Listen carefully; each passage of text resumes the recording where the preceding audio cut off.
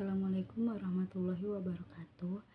Saya Sekarulan Suci, perwakilan dari kelompok 5 akan em, memaparkan materi tentang munasabah Al-Quran.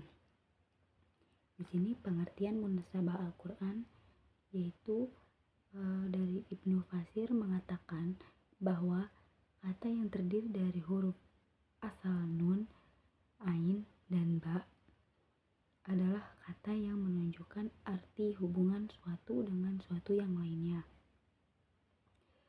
Terus juga di dalam Al-Burhan fi Ulumul Quran itu mengatakan bahwa kata al-munasabah berarti mukharobah, yang berarti yaitu kedekatan.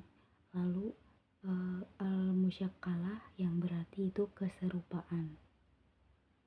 Di dalam buku bahasa Indonesia dipakai beberapa istilah macam-macam sebagai persamaan kata dari munasabah,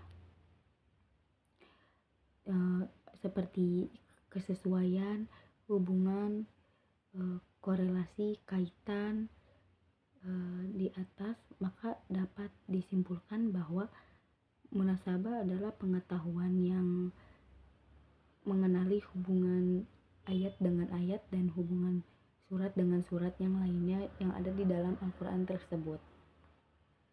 Nah, di sini pula ada macam-macam munasabah, yaitu ada 4. Yang pertama, munasabah antara ayat dengan ayat sebelumnya. Yang kedua, munasabah antara surah dengan surat yang sebelumnya. Yang ketiga, munasabah antara pembuka surah dengan penutup surah sebelumnya.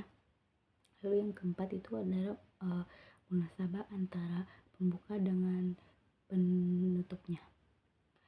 Yang pertama, munasabah antara ayat dengan ayat sebelumnya, yaitu menurut Imam Asyuyuti di dalam Al-Itqan ini mengatakan bahwa penyebutan suatu ayat setelah ayat yang lainnya ada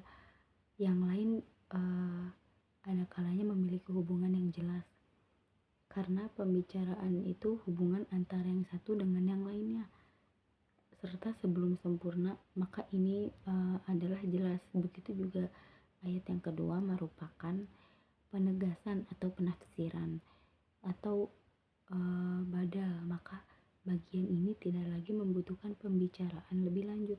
Di antara contoh hubungan yang jelas antara ayat dengan ayat, yaitu yang pertama, suatu ayat menjelaskan sebab yang disebutkan dari ayat sebelumnya. Lalu yang kedua itu munasabah antara surat dengan surat yang sebelumnya ya. Selain antara ayat, juga munasabah antara surah.